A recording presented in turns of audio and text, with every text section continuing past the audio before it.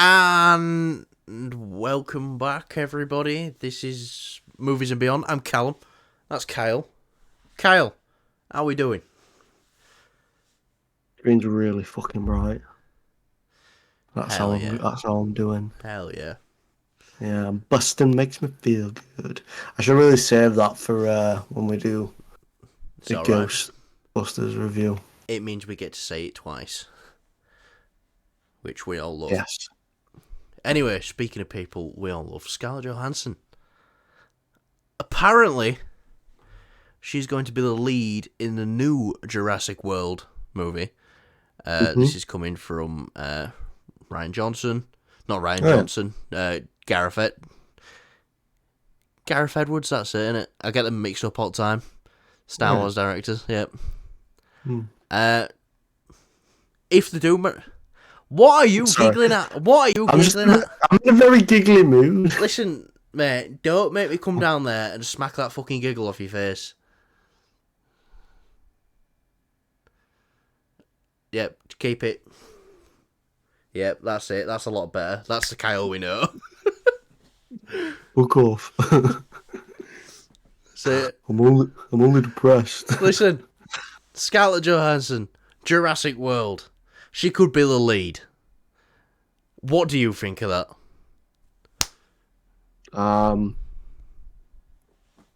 Fine, I guess. I don't know. I mean, she is really talented. Obviously, she is great. Obviously, she's great as Black Widow. Maybe she's got a lot of star power as well, I'd say. That's what I mean. So it's okay, cool. She can have fun with the roles that she does have. So I guess I'm cool. I don't know. I'm not gonna lie. I'm not like really excited for this kind of thing. For Jurassic, like I like the Jurassic. I said this before, but I really enjoy Jurassic World, and Jurassic Park's fine. The original one, it's fine. I can watch it, but World is where it really gets me, and obviously with Chris Pratt. Takeaways here. Chris Pratt is also in the first film, at least. I've seen the second one. I really could not be bothered watching the third one, despite Chris Pratt being really great in the first one. So cool, I guess. I just really don't want them to fuck it up with the sequels. Well, I wasn't really ready for another Jurassic film, but here's the things that got me excited. The original writer's returning, and then they get someone like Gareth Edwards to direct, who... Yeah, that's to be fair, I completely forgot. Yeah, you're right. I mean, Gareth Edwards is kind of like, okay, this is the cool thing about it. Because Godzilla, fucking love that film. It's, kind of along the same lines. I think I'd be fine if the dinosaurs weren't as prominent. I mean, obviously it's a Jurassic Park film. He probably would have to bunk up the dinosaur amount a bit more. It's probably like, no, you need to put more dinos in this for this movie to do well. But I'd be fine if it was on the same level as like realism kind of thing. They add a bit of realism to the Jurassic Park universe. So no dinosaurs at all? Huh? So no dinosaurs at all? No, but I mean like, kind of like how... Listen, fuck off, you know what I mean? In the sense of like, it's very grounded and almost sort of like, not gritty, but grounded, and you kind of... you follow along with the humans, and obviously you've done that before in the previous films, but this just has a bit more of a Gareth Edwards take on it, I guess. Yeah. No, definitely. And you get yourself a leading lady like Scarlett Johansson as well. Exactly. What could go wrong? Yeah. Again, cool. I'm fine with it. It's ScarJo. She can have fun with her roles, clearly, so, but she can also do, like, the serious stuff, which is, like... kind of a good match for Gareth Edwards, at least. Yeah, no, definitely. And, this is all going to depend now on the cast that they build around her. Yeah. Who she's going to have chemistry with and stuff like that. But we've got some good building blocks already for this Jurassic World. Every other bit of news, I'm getting a little bit more excited for this. It's like, The first time the news came out, original writer, and then it was like, ooh, see, they were looking at David Leitch to direct it. Obviously he's got the Fall Guy coming out this year, Deadpool 2, co-director of the first John Wick I think film. that would be such a great film by David Leitch. Yeah. I'd rather David Leitch do his own things, though, that he's been doing. Is this a trilogy? Is this like planned as a trilogy? They're planning a new trilogy. Oh, okay. That's it's kind of losing me a bit more there, to be honest. Unless it's kind of like each film is a little bit more. Like, I'd be fine with if I said like the second film in this trilogy was done by, for example, David Leitch. I'd be fine with that. And maybe they decided to not follow the same characters. They maybe like choose someone else. I'd be fine with that. But if it's going to be a typical or crazy, you know, I'm going to call it the Transformers trilogy, where it's like, you know, each trilogy gets like a certain amount of characters, and they're just going to fucking ride this dinosaur to death. I guess you could say, you know, with these films. You had such an easy one there. What? You had such an easy one. I am so disappointed in you. Why? What? Ride this dinosaur to extinction. Yeah, but dinosaur to death just sounded better in my head. I didn't think of extinction because I'm stupid. At least you're honest. Yeah. Right. Anyway. Right. On to the next segment, Callum. Can you just introduce us? I'm just going to go quickly grab my very unhealthy pizza. No. I shall return momentarily. Or you could just be like really cool and cut it, but just introduce it. Yeah, I'm introducing it right now. Yeah. Ghostbusters Frozen Empire. Bustin', make me feel good. Shut up, you cunt. This is a continuation of the original two Ghostbusters films, and also Ghostbusters Afterlife, not the all-female led one, in that they just threw in the middle there for some reason. We saw it yesterday. We're a bit late to reviewing it, but we're going to review it now. And all I'd say is it as good as Afterlife? No. Is it a good film? It's okay. It's, you know, I had a little bit of fun while watching it. It made me laugh a few times, but I think it's time now to move on from this franchise and do something different. I don't think they've done everything they can do with this franchise, but I think it's probably time to move on. And then, in another 30 odd years, do another one. Why not? But obviously the standouts in this to me were Paul Rudd. Paul Rudd were great. All the original cast, even though it seems like they might have been just thrown in there, they were good. They were fun. I did quite like them a lot. And Kumail Nanjiani, he actually probably made me laugh the most. Who might be the most annoying character to some people, but I actually like Kumail a lot. I really like the show he did on HBO called Silicon Valley. I thought that were pretty good and that were pretty funny. But yeah, apart from that, this film's okay. It's fine. I enjoyed it at times. I had fun at times. But I agree to some extent. Hello. I agree to some extent. Just because, like, yeah, there was some moments in it, but would I go back and rewatch this film? No. I think coming at it, obviously it's a Ghostbusters film. It's like the original. The original's weird. It's okay, but it's a bit weird. But Afterlife was really nice. It was a bit weird. It just felt like, because there wasn't like it. It just felt like a very deep dive onto one of the characters from the original film. Obviously, the second one. It feels like the second one doesn't feel like it's canon because it just, I don't know why. but yeah, anyways, just going into, Afterlife was pretty good. You know, I had some really great emotional beats.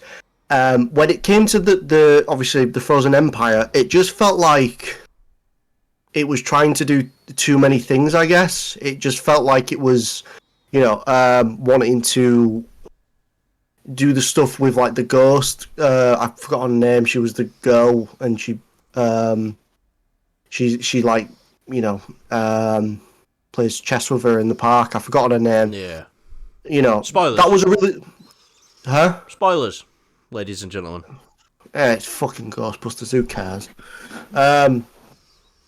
No, sorry. If it is a spoiler, I don't care. No, but in all seriousness, I'll try not to spoil it, but there's a girl ghost, and she speaks to our main character, and they form a sort of a bond, and it's like, okay, this is cool, this is new for Ghostbusters.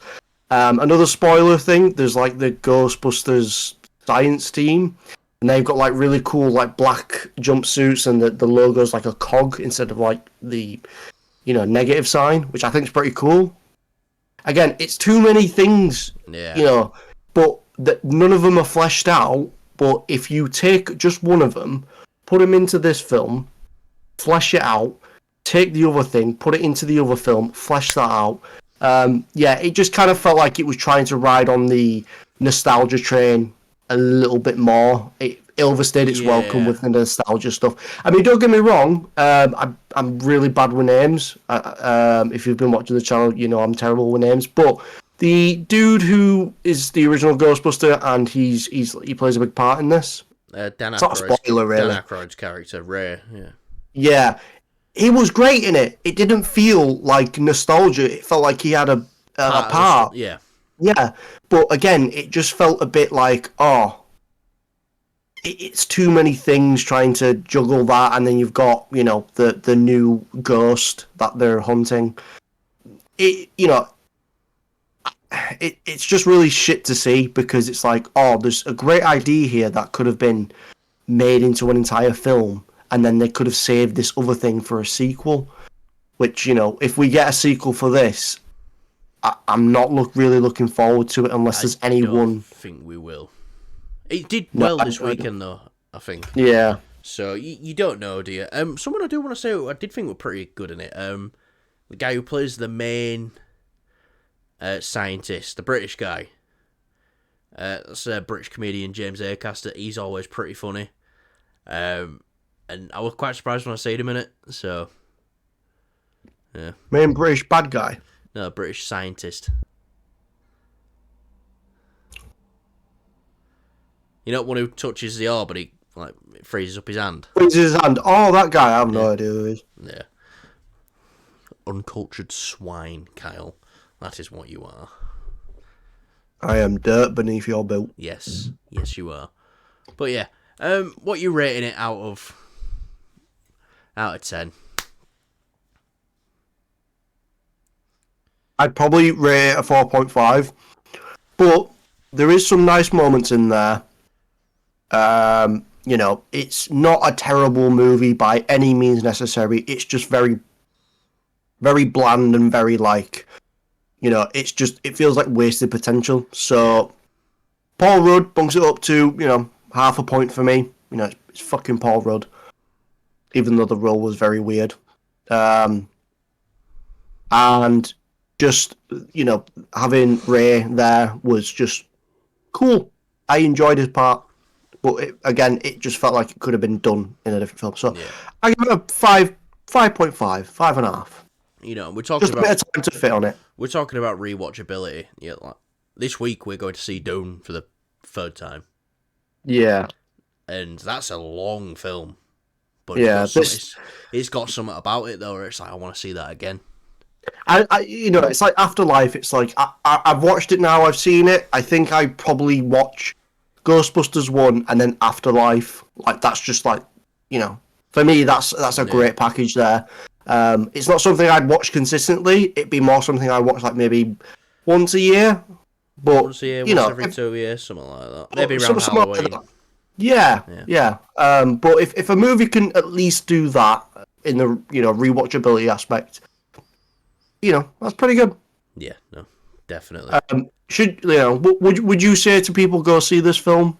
You know, if you are a Ghostbusters fan, or if you're not, if you're a Ghostbusters fan, go see it because there will be bits in it that you like, that you enjoy.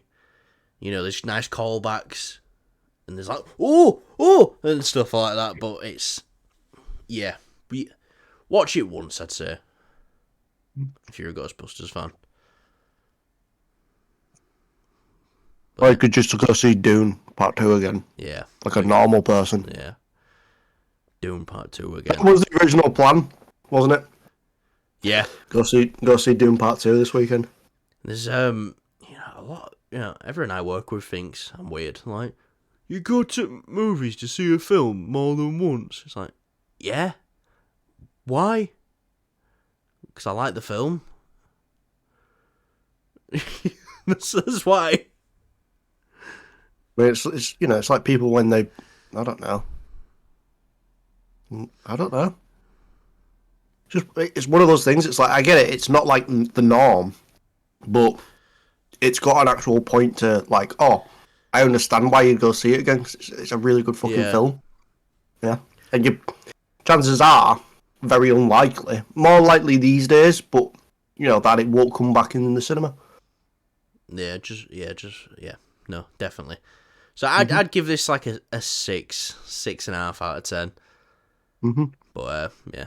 Anyway, a film I don't think you have watched, and you've watched a little bit at the beginning. Roadhouse.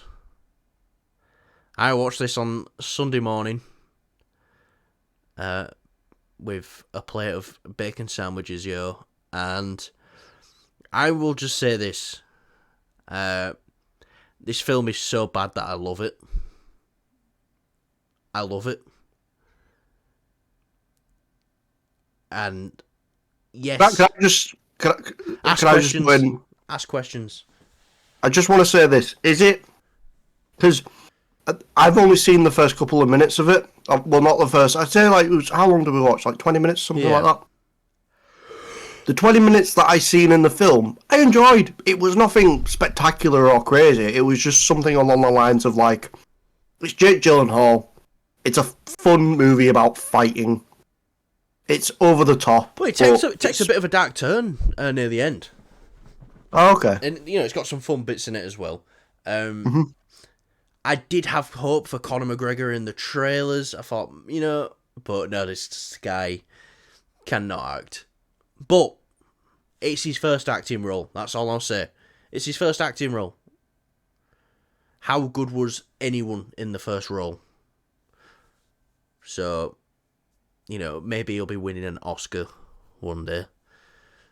Who knows? Probably not, but... Yeah. I'd love to see Conor McGregor as a superhero. I think that'd be the most entertaining fucking thing ever. Imagine him as, like, Doctor Doom. Like a proper... loud, enthusiastic Doctor Doom. Your wife's in me DMs. I'm gonna send you up in a spaceship. We're off on a spaceship. Do science and shit. Here's money. I will show this man. If you take a man's kindness and treat it as weakness, you will pay. Yeah. Anyway, but yeah, this film is so bad that I kind of loved it in a weird way. I don't know how to explain it, but I got to the end of this and had a smile on my face. And I was like, yeah, I'd be lying if I said I didn't have fun. I did have fun with this film. That's all you could have with the film, is just have a bit of fun. And I think we've been labelling it as this since day one. Dumb fun. Which it was. And there's nothing wrong with watching something, switching your brain off, and just enjoying it and taking it in. And even though Conor McGregor can't act, I still enjoyed him on screen. Yeah, he's a very entertaining fellow, isn't he? He had quite a presence. Have you seen that that clip online of him? He gets knocked over on his bike, and like the guy breaks his bike with his car, and it's like, don't worry about it, just give me a lift. Yeah. He's fucking filming the whole thing. Yeah, he seems like a cool dude, and in a sense, like Eh, so he needs to get back to fighting. I'll tell you that much. I find him entertaining as fuck. I don't He is care. entertaining. He is, and that is why he is the biggest star in the UFC, because he's entertaining. Mm. But can he take that stardom and transfer it over to movie stardom? We don't know. We don't have an answer to that because they didn't put this in theatres. Now, it's number 1 on Amazon, but, Invincible's number 1 on Amazon every week. Well, that's out, and that's a cartoon. A great cartoon, but, yeah. It's hard to... Right, so it's animated. Shut up. Just sounds more. But I wanted to say cartoon. Hey, you watch cartoons, you freak. Yeah, though. X-Men 97, all the way. Mm. Anyway. So, do you think you'll be watching this, Kyle? Or... Yeah? Well, what I seen at the start, It's fun. I wanted to continue watching it, but obviously it was late when we were watching it, so we stopped. But I wanted to just continue watching it, to be honest. I'd rather watch this than Ghostbusters, to be honest. Yeah, no. Definitely. But, yeah. I will give Roadhouse, not giving it a rating, because just enjoy it. That's the rating I am giving Roadhouse. What rating are you giving it, Kyle? The rating I give it is... Bear in mind, you haven't seen it, apart from my rating is I want to finish the film I started.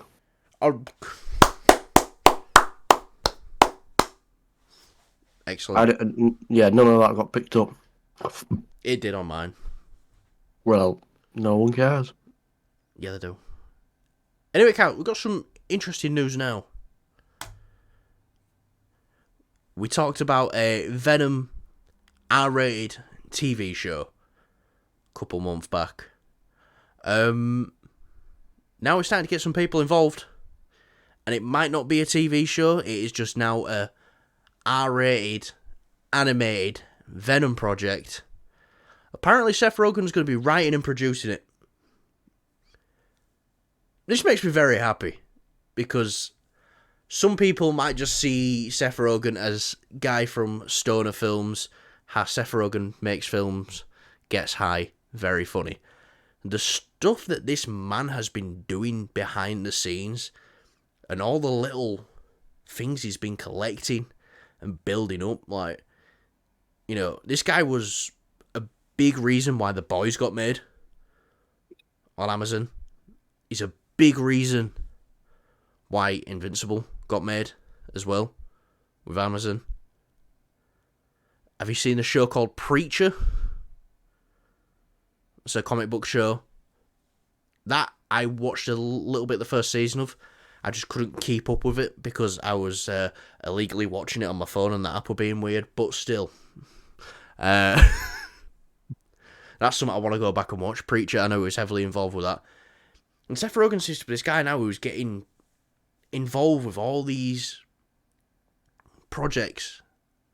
And it's like, whatever he touches seems to be good. And now you're telling me he's going to be involved in a R-rated Venom TV show, possibly?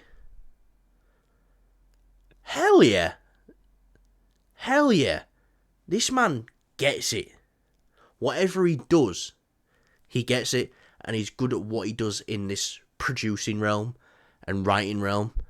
Do you think Seth Rogen's a great match for this?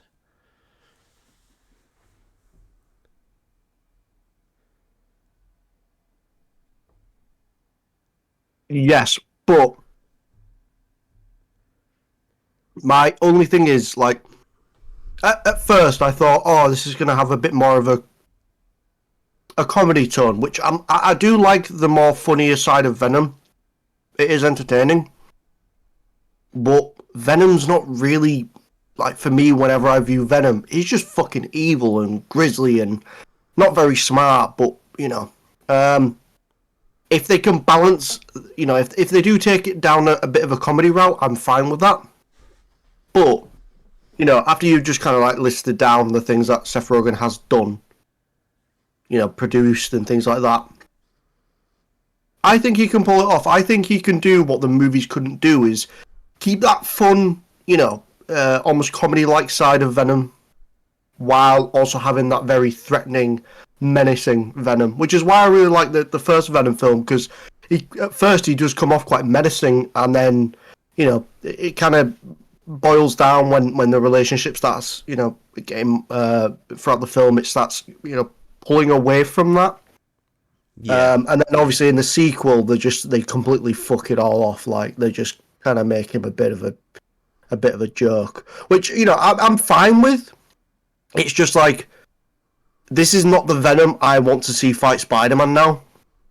Like, unless they change it up for, obviously, in Venom 3, but, I need them to have a nice balance if they're going to do the funny side. And like you said, Seth Rogen's done such, like, he's done great comedy in The Boys, great, but serious at the same time, great balance. Obviously, Invincible, it's got, it's not got as many comedy bits per se, but it's definitely got the element of it there. But it's got like more of a serious tone, a bit more, very comic booky. So yeah, I'm up for this. I'm up for this. But I just, again, please make sure it's not just another comedy show. Well, unless here's the thing with Venom as a character, what the comedy comes out of finding light and humor in these dark moments. Like, let's just say he eats someone, bites their head off, and I don't know, they had a suicide note in the pocket or something, and then it's like, oh, well, you were gonna die anyway, got you just got venomed.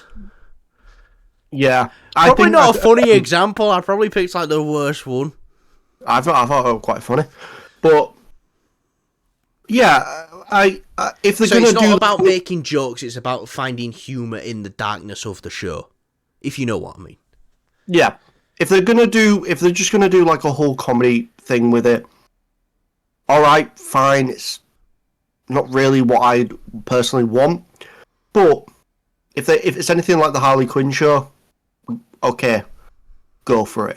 Because I've only seen a little bit of the Harley Quinn show, and it's fucking great. Like, it's nothing serious. It's just a fun, entertaining comedy show. Yeah.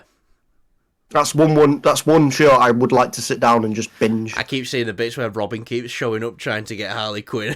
It's like, he's like, wait there. As he just walks away and leaves him. Yeah, I think it'd be funny if, like, if they did that route, Spider-Man, like, kind of dropped in just every episode, and he'd be like, he just kind of, like, fling a bit of venom on him, and he turns him into an emo. He's like, oh, I'm gonna beat up some bad guys, and fucks off. Like, there's no present, like, no reason to be there, kind of thing. I would like Spider-Man just gets there late every time after he's murdered a load of people. Yeah, it's like, Venom! Not again. But animation's in right now. Obviously, we're talking Invincible. X-Men 97 has just come out to fantastic reviews. If this comes out and it's a hit, do you see maybe Marvel trying to revive the Donald Glover Deadpool animated TV show that he were doing? Yeah. Did you see the test footage for that? That would be fucking awesome. I think I have. He uses Ryan Reynolds' voice over it, doesn't he? He does uses clips from the films. But I've no better time than now, and I'd probably say get ahead of the curve. Get your R-rated animation out there before Sony does, who I can imagine it'll probably be, if Seth Rogen's involved as well, this will probably be with Amazon, because I know Sony's got a deal with Amazon for TV. There's like, they're thinking about doing a Spider-Man noir, a Silk show and stuff like that. So this will probably be with Amazon. I remember that about the Spider-Man noir. Yeah. Is that still happening? I don't know. Apparently Nicolas Cage has been approached about it. But if I'm Marvel Studios and they know that adults are willing to watch animation now, which they are, I would definitely look at reviving Donald Glover's Deadpool series. Simply because it's Donald Glover. I don't think this man can do any wrong. Yeah, no, I mean, to be fair, it's like with Sony. Obviously, I don't know how the rights work, but you know the Spider-Man TV show. You know the one that's like, so it looks like the same animators worked on it from X-Men. That's a show I would like to see revived as well, because where it ends is like the multiverse. Like they've just like, it's some, I can't remember exactly. I watched it years ago. I think the only thing stopping that is there's going to be a little bit of a conflict of interest because we've got Freshman Year coming out on Disney Plus, so they're already going to have an animated Spider-Man show. Yeah, that's the only thing stopping that. I hope Freshman's good. If that's the case, yeah, I hope it is good. Because that fucking show they did not too long ago, it was, I believe it was Disney that did it. The animation was piss poor and just, it did not interest me at all. It just felt like what I was watching on PowerPoint. But Charlie Cox Daredevil in it, that's all we need. Hell yeah. Or Seth Rogen producing it. Yeah. But yeah, great. I think it's a great option having Seth Rogen doing this. Because he seems to be the man right now. He's got like 100% success rate on comic book properties. So yeah, he's done some other stuff as well. I don't know if he was. I could be wrong here. I think he might have been involved with the Watchmen HBO series. What about, obviously, like talking about films, Dumb Money? I know he was in that. Did he have any behind the scenes? No, I don't think so. No. I'm going to say, because if that's the case, then he's kind of, he's really showing himself as like the man. What about the Ninja Turtles? Yes, that as well. Yeah, we haven't seen that. Well, at least I haven't, but I've been meaning to watch it. But yeah, like I said, Gen V, you get Teenage Mutant Ninja Turtles, Invincible, Atom Eve, The Boys, Pam and Tommy, The Boys Diabolical. Yeah. Yeah, this guy's Preacher. Winning at the moment. Yeah. Hell yeah, man. Yeah. Hello. Wait, we're in the show. Oh yeah. Hi guys. I'm just having a look, see what else he's done. Like producing. We get it. He's done a lot, and so far whatever he touches seems to turn to gold. So, you know, if Seth Rogen's involved, okay, cool. I'm fine with it then. Yeah. No, I have quite a bit of faith in it, within it. Yeah.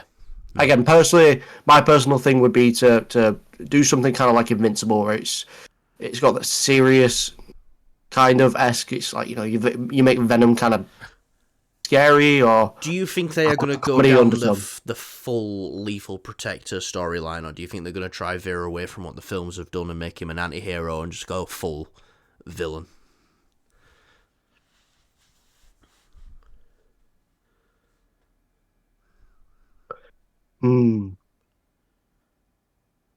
I think anti-hero, but a bit more of a villain-esque kind of thing. Maybe the show is about balance. You know, maybe like, you know, say whoever's, you know, the host, because it might not be Eddie Brock. You know. It could be Harry Osborn. It could be. So maybe it could be like a series of conflict of interest kind of thing. So it's like Venom wants to be evil. Could be Seth Rogen. Like actually, yeah, actually Seth Rogen, or Seth Rogen could voice Venom, which I would be have fucking hilarious. Yeah. Hey man, how's it going? I'm Venom. Whenever he eats a fucking chicken, he's like, yeah, no, I'm fine with that. Yes. Yeah, Seth Rogen to voice Venom. I mean, shit, if he's not voicing the Thing, he needs to voice something. I know he's obviously Adam the Alien, but, you know. Alan. Oh, Alan the Alien, sorry. Yeah. Right. Well, I think that'll do us for today, Kyle. Yeah. Yeah. Let's do a quick time Movies and Beyond wrapping up. So. Shut up. Anything else you want to add on to before we go? No. All right. That has been it, everyone, for Movies and Beyond. I'm Cal. That's Kyle. Thanks for watching. Please like and subscribe to our channel. We're trying to get to 200. When we get to 200, Kyle will show his ring piece. Thanks for watching. Goodbye.